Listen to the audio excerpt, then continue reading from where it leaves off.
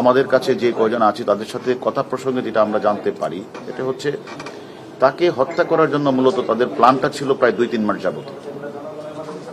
তারা এই প্ল্যানটা করে আসছিল তাকে মেরে ফেলবে, এবং তারা মানে যে এখানে যে মাস্টার মাইন্ড তার বাসাটা হচ্ছে গুলশানের একটি বাসা, আরেকটি বাসা হচ্ছে বসুন্ধরা। এই দুইটি বাসাতেই মানে অনেক দিন যাবতে প্রায় 2 মাসের মতো তারা প্ল্যান করেছে তাকে সরিয়ে দেবে।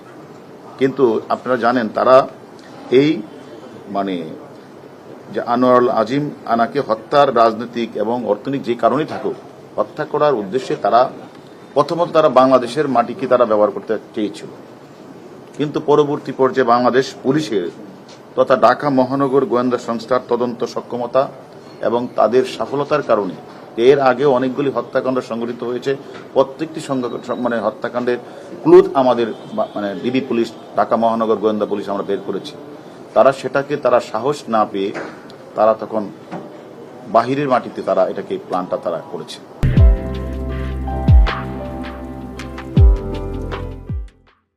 এবং সে প্ল্যানের পার্ট হিসাবে প্রথমে তারা একটি বাসা ভাড়া নিয়ে সেখানে 25 তারিখ, এবং সে বাসা ভাড়া এগ্রিমেন্টে বলা আছে তারা সেখানে গিয়ে 30 তারিখ উঠবে, এবং তারা সেই মোতাবেকই মাস্টার প্ল্যান যিনি করেছেন তাকে হত্যা করা তিনি, এবং যিনি অপরাধটা হত্যাকাণ্ড সংগঠিত করবেন যিনি করবেন উনি, এবং আরেকজন তাদেরই গার্লফ্রেন্ড, তারা 3 জনে মিলে 30 তারিখ বাংলাদেশ থেকে তারা বিমান যুগে চলে যায় কলকাতা।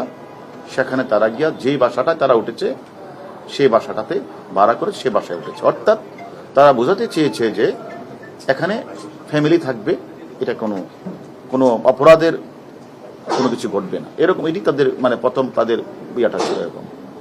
এবং তারা ঠিক 2 মাস যাবত আবার এটাও খেয়াল রাখছিল যে কোন সময় আমার যে ভিকটিম তিনি কলকাতা যায়, উনি কলকাতা মাঝে মাঝে যান, আগেও যে অনেকবার গেছেন, এবং উনি অনেকদিন ছিলেনও এক সময়, ওনার কিছু বন্ধু বান্ধব আছে।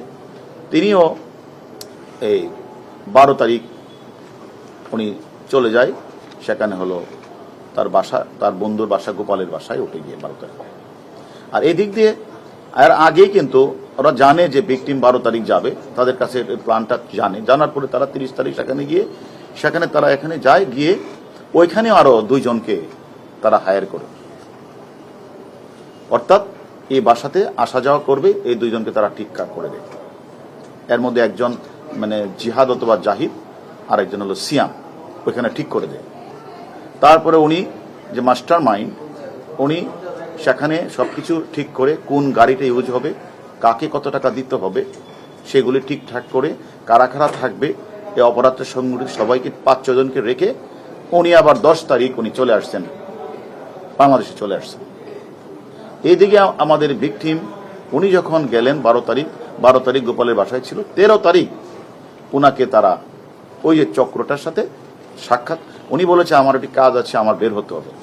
13 তারিখ ওনাকে প্রথমে একটা সাদা গাড়িতে করে ফয়সাল নামে একজন ব্যক্তি তাকে সাদা গাড়িতে রিসিভ করার পরে ওনাকে সেখান থেকে নিয়ে আর কত দূর গেলেই সেখানে যে মূল হত্যাকাণ্ডটা সংঘটিত করেছে উনি আর হচ্ছে আমাদের ভিকটিম আর ফয়সাল এই গাড়িতে উঠে, আর ইন্ডিয়ান একজন ড্রাইভার ছিল রাজা, সে বিষয় কিছুই জানে না, সে জাস্ট ক্যারিয়ার হিসেবে তাদেরকে নিয়ে ওই বাসায় যায়।